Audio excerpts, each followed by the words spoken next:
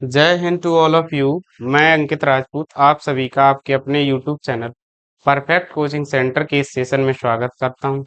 आशा है कि आप सभी स्वस्थ होंगे, मस्त होंगे और मन लगाकर पढ़ रहे होंगे। जैसा कि आप लोग जानते हैं कि हम इस समय वाली अपनी क्लास में कुमार मित्तल की किताब से कक्षा 12 की फिजिक्स में गतिमान आवेश तथा वैद्युत चुंबकीय क्षेत्र चैप्टर के न्यूमेरिकल्स को वो थ्योरी को पढ़ रहे हैं। तो उसी में कल तक हमने क्या पढ़ लिया था? गतिमान आवेश उस गतिमान आवेश के कारण किसी धारावाही चालक पर बल पड़ लिया था। उसके बाद चुंबकीय क्षेत्र और बल की दिशा के लिए नियम भी पढ़े थे हमने उससे पहले। तो आइए आज की क्लास में आगे देखते हैं। तो आज की क्लास का हमारा पहला टॉपिक देखिए क्या है। धारावाही चालक तार के कारण उत्पन्न चुंबकीय क्षेत्र। क्या है? धारावाही चालक तार के कारण उत्पन्न चुंबकीय क्षेत्र। इसे ही क्या कहते हैं? वायु सेवर्ट का नियम। क्या कहते हैं? वायु सेवर्ट का नियम कहते हैं। तो देखिए क्या होता है। इसके लिए सबसे पहले आप लोग एक चित्र बना लीजिएगा। पहले तो इसे उसी पर खोलते चल के हैं स्लाइड को।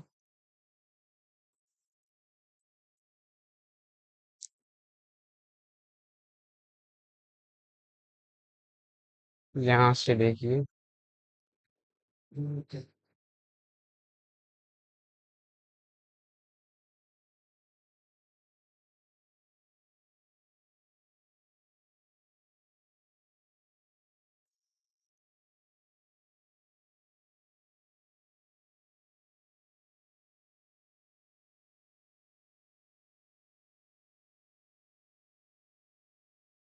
चलिए देखिए, इसके लिए सबसे पहले एक चित्र बना लीजिए आप लोग इस तरीके से।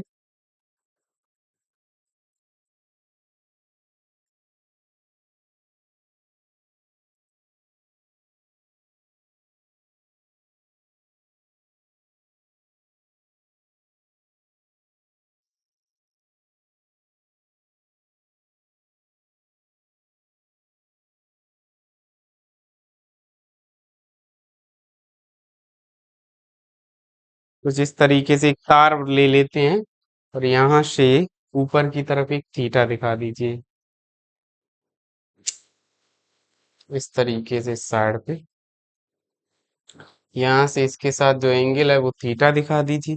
यहीं पे कोई बिंदु मान लीजिए पी स्थित है और इसकी दूरी क्या है? इससे स्मॉल आर है। तार में जो धारा बह रही है वो स्मॉल आई एम्पियर की बह रही है। और इसके ऊपर कोई एक अल्पांश क्षेत्रफल अवयव ले लेते हैं हम, छोटा सा कोई। इसकी लंबाई मान लेते हैं क्या है? स्मॉल एल है। इसकी डेल्टा एल मान लेना लंबाई आप लोग, ठीक है। और इस तार को नाम दे देना, इसे ए पॉइंट कह देना और इसे बी पॉइंट कह देंगे। बना लीजिए इस चित्र को।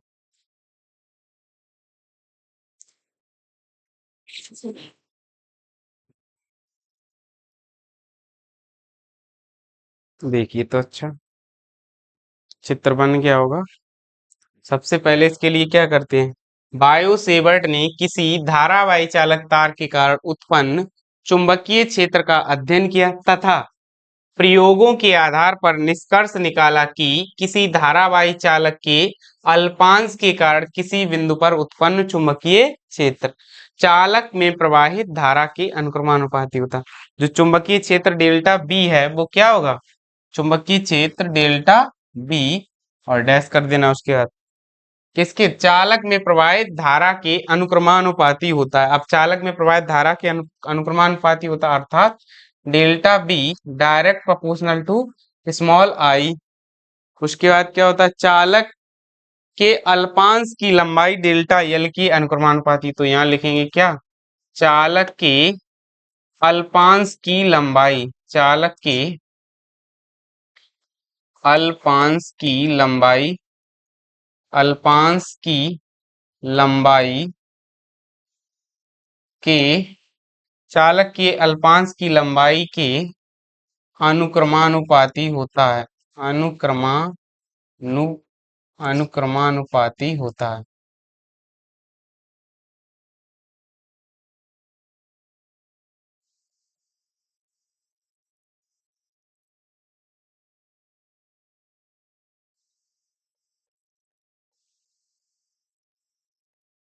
अर्थात delta B direct proportional to delta L. उसके बाद जो चालक के अल्पांश की लंबाई तथा बिंदु P को मिलाने वाली जो रेखा है उसके बीच की जो दूरी है उसके भी कैसा होता है, उसके वर्गफल के व्युत्क्रमानुपाती होता है। तो यहां से सबसे पहले लिखेंगे क्या, अल्पांश से, यहाँ लिखना चालक के अल्पांश से बिंदु P, अल्पांश से बिंदु P को मिलाने वाली, अल्पांश से बिंदु P को मिलाने वाली रेखा, अल्पांश से बिंदु P को मिलाने वाली रेखा की दूरी स्मॉल आर के व्युत्क्रमानुपाती, स्मॉल आर के व्युत्क्रमानुपाती होता है, व्युत्क्रमानुपाती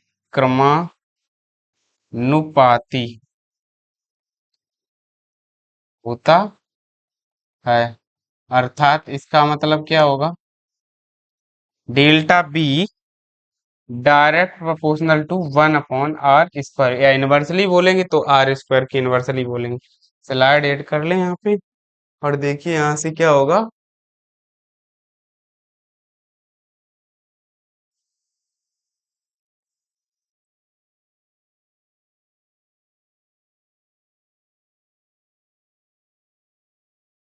उसके बाद यहाँ पर क्या होगा, जो उसका जो लंबाई है चालक तार की, जो अल्पांश यानी यहाँ से इसकी लंबाई जो और इस चालक तार के बीच का जो कोण है, बिंदु P को मिलाने वाली रेखा तथा अल्पांश की लंबाई के बीच का जो कोण है उसकी ज्या के भी क्या होता है, अनुक्रमानुपाती। तो इसको क्या लिखेंगे, देखिए इसको इस तरीके से लिखेंगे, यहाँ पर चालक के अल्पांश की लंबाई लिखेंगे, इसको ऐसे देखो, चालक के अल्पांश की लंबाई, अल्पांश की लंबाई तथा चालक के अल्पांश की लंबाई तथा बिंदु P को मिलाने वाली रेखा, तथा बिंदु P को मिलाने वाली रेखा, बिंदु P को मिलाने वाली रेखा के बीच के कोण, के बीच के कोण थीटा की ज्या के अनुक्रमानुपाती होता है, अनुक्रमानुपाती, अनुक्रमानुपाती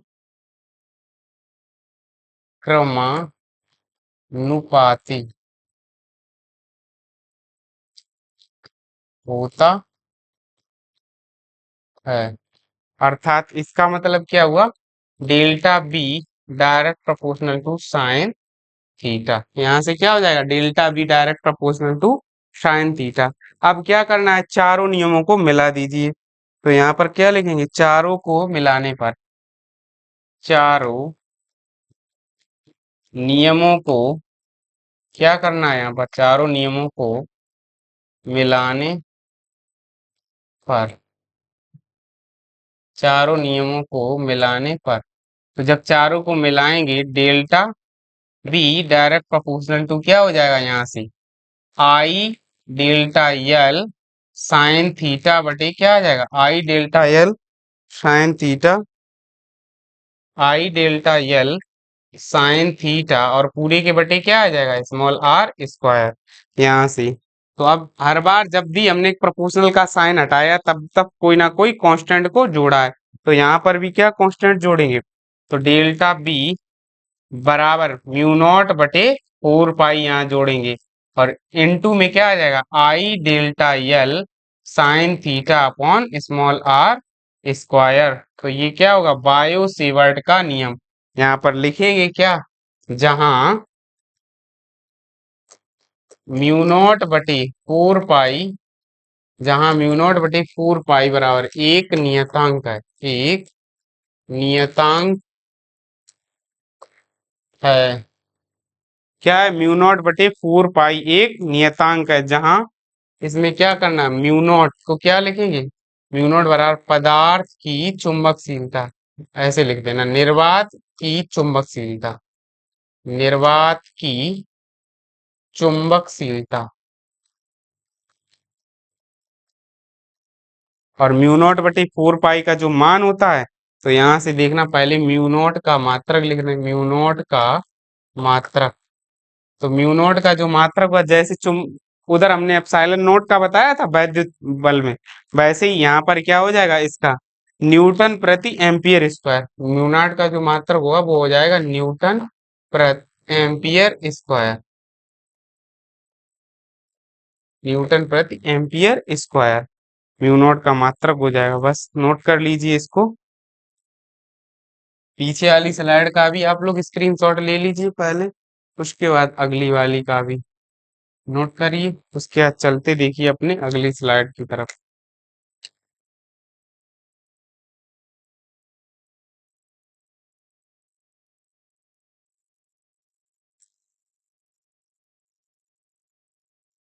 चलिए नोट कर लिया होगा आपने, अगली स्लाइड देखते हैं। देखिए नेक्स्ट क्वेश्चन है हमारा, अगला क्वेश्चन क्या है, निर्वात की चुंबकशीलता तथा वैद्युतशीलता में संबंध। तो यहाँ से क्या निकालना है हमें, निर्वात की चुंबकशीलता क्या होती है, म्यू नॉट, और निर्वात की वैद्युतशीलता क्या होती है, एप्सिलॉन नॉट। इन दोनों के बीच हमें क्या निकालना है, संबंध। तो हम क्या जानते हैं, सबसे पहले वहीं से शुरुआत करते हैं। तो देखिए,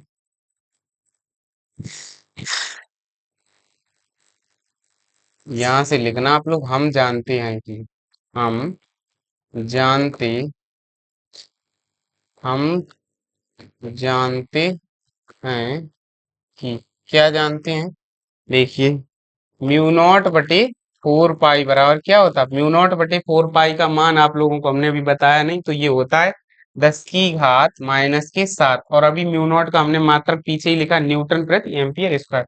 तो यहाँ भी क्या हो जाएगा, न्यूटन प्रति एम्पियर स्क्वायर। और एप्सिलॉन नॉट का मान तो हम आपको बता ही चुके हैं। एप्सिलॉन नॉट का मान ले लीजिए, या 1/4 पाई एप्सिलॉन नॉट का ले लीजिए, कोई भी एक मान ले लीजिए। तो हम यहाँ पर सीधा सीधा ही एप्सिलॉन नॉट का ही मान लिए ले रहे। तो देखिए, एप्सिलॉन नॉट का मान हमने क्या बताया, एप्सिलॉन नॉट बराबर होता है 8.85 गुणे, क्या होता है, या एप्सिलॉन नॉट का ना लिखिए, 1/4 पाई एप्सिलॉन नॉट का ले लीजिए। तो 1/4 पाई एप्सिलॉन नॉट बराबर क्या होगा, 9 गुणे 10। ये इसलिए लिया क्योंकि ये हमें यहाँ से कटते हुए दिख रहे, इस वजह से ले लिया, वैसे नहीं लेते हम भी। तो यहाँ से शायद कट जाए, देखो हमें क्या निकल, हाँ कट जाएंगे ये दोनों, ठीक है। तो 9 गुणे 10 की घात क्या हो जाएगा, 9, और इसका मात्रक जो बनेगा जाके बनेगा कूलाम स्क्वायर प्रति न्यूटन मीटर स्क्वायर। इस पूरे का मात्रक क्या बने जाएगा, कूलाम स्क्वायर प्रति न्यूटन मीटर स्क्वायर। अब यहां से हमें क्या करना है, इन दोनों का गुणा निकालना है। तो यहां से देखिए, एप्सिलॉन नोट का हम पहले मान ही निकाल लेते, तो क्या होगा, 9 गुणे 10 की घात 9 गुणे 4 गुणे पाई, और इसका मात्रक वही अभी ऊपर जो लिखा है, क्या, कूलाम स्क्वायर प्रति न्यूटन मीटर स्क्वायर। हो जाएगा कूलाम स्क्वायर प्रति न्यूटन मीटर स्क्वायर। तो यहाँ से हमें निकालना क्या है, म्यू नॉट और एप्सिलॉन नॉट का मान। तो म्यू नॉट गुणे एप्सिलॉन नॉट बराबर क्या होगा, 10⁻⁻7 में गुणे 4 पाई हो जाएगा, इसमें भी गुणा में। एक मिनट यहाँ से,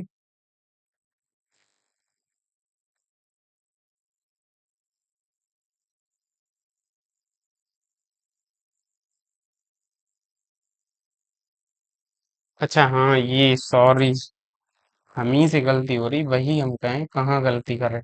देखिए यहाँ से हमें एप्सिलॉन नॉट चाहिए ना, तो एप्सिलॉन नॉट इक्वल टू यहाँ से क्या होगा, 1/9 × 10⁹ इंटू 4 इंटू पाई। अब ठीक है, कूलम स्क्वायर प्रति न्यूटन मीटर स्क्वायर। अब निकाल लेंगे यहाँ से क्या, mu naught into epsilon naught equal to क्या होगा, तो यहाँ से आ जाएगा 4 पाई गुणे 10 की घात -7, और गुणे 1/9 गुणे 10 की घात 9, और गुणे 4 गुणे पाई।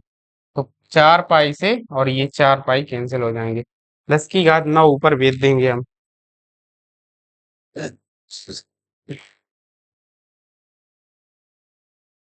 यहाँ से हाँ 10 की घातें क्या करना है, हमें ऊपर भेज देना है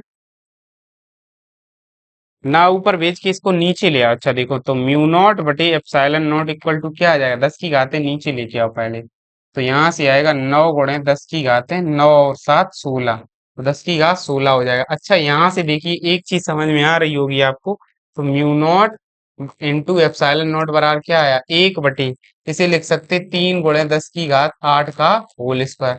परंतु 3 गुणे 10 की घात 8 क्या होता है, 1 बटे c² आ जाएगा। और यहाँ लिख देना चूंकि c यानी प्रकाश की चाल जो होती है निर्वात में वो कितनी होती, 3 गुणे 10 की घात 8 और मीटर प्रति सेकंड होती है।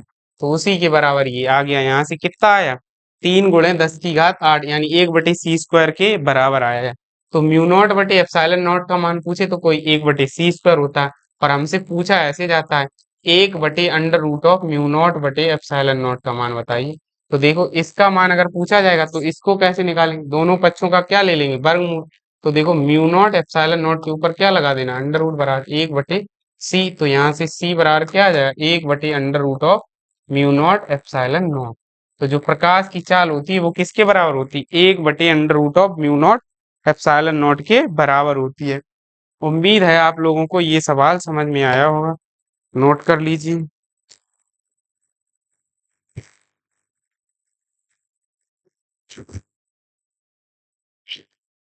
करिए नोट, उसके बाद चलते हैं अपने अगले टॉपिक की तरफ।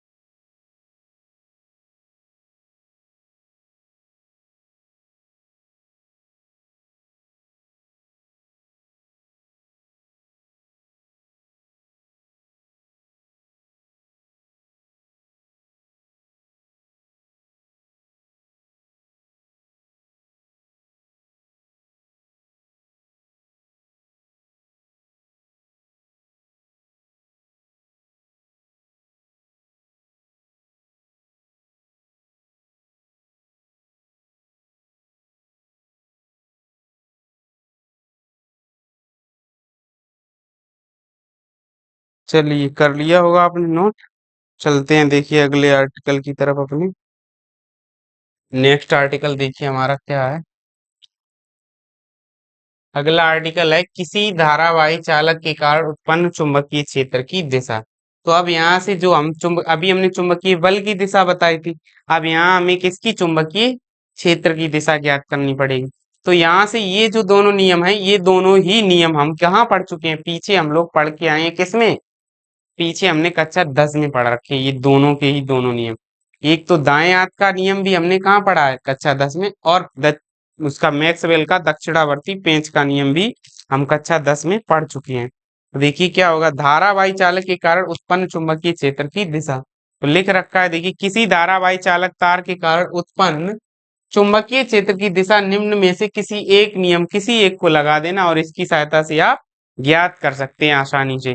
तो देखिए क्या होगा, नंबर 1 दाएं हाथ का नियम, दाएं हाथ की हथेली का नियम नंबर 1, इसे क्या कहते हैं, दाएं हाथ की हथेली का नियम नंबर 1। तो दाएं हाथ की हथेली का नियम नंबर 1 क्या कहता है, यदि हम अपने दाएं हाथ राइट हैंड, यदि हम अपने दाएं हाथ की हथेली को इस प्रकार फैलाएं कि अंगूठा चालक में बहने वाली धारा की दिशा को तथा फैली हुई उंगलियां उस बिंदु की ओर इशारा करें जहां चुंबकीय क्षेत्र ज्ञात करना है, तो हथेली से धक्का देने की दिशा क्या होगी, चुंबकीय क्षेत्र की दिशा होगी। जैसे क्या करते, एक तार ले लेंगे हम, इस तार के कारण इसमें धारा आई इस साइड जा रही, और यहाँ हमें क्या ज्ञात करना है, चुंबकीय क्षेत्र ज्ञात करना है।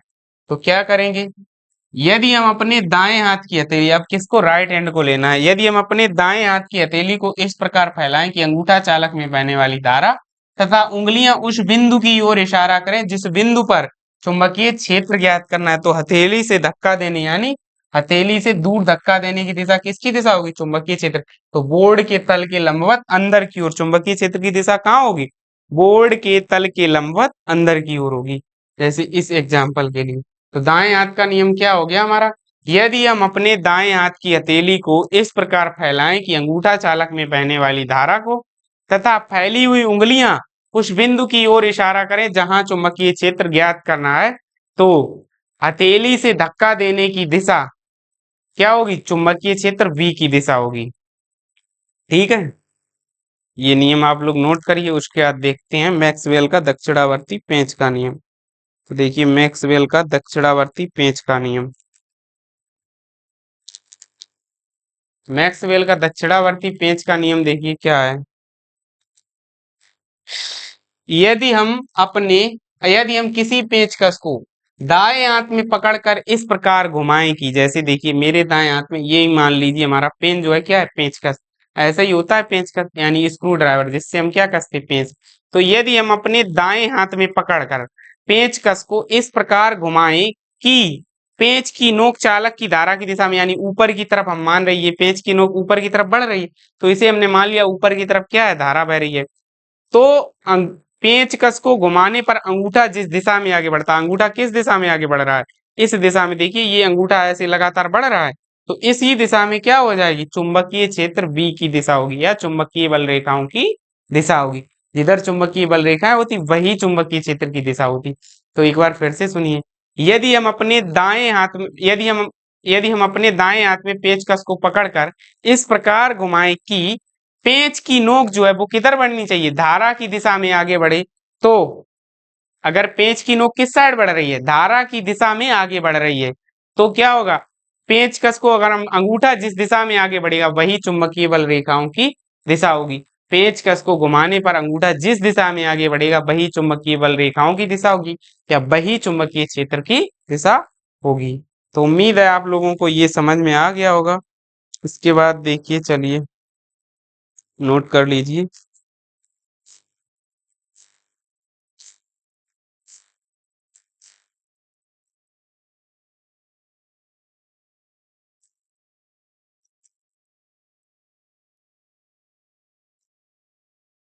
तो आज की क्लास में बस यही दो टॉपिक लेके आए थे, ये दोनों ही हो गए हैं। अब आपसे आगे मिलते हैं अगली क्लास में आगे के टॉपिक्स के साथ। तब तक ऐसे ही जुड़े रहिए, हमारे साथ पढ़ते रहिए मस्त तरीके से। अगर आपको हमारी वीडियो अच्छी लगी हो तो हमारे वीडियो को लाइक कीजिए, अगर चैनल पर नए हैं तो चैनल को सब्सक्राइब कीजिए और अपने यार दोस्तों के साथ भी शेयर कीजिए, जिससे हमारा भी हौसला बना रहे। मिलते हैं आपसे अगली क्लास में, तब तक के लिए जय हिंद टू ऑल ऑफ यू।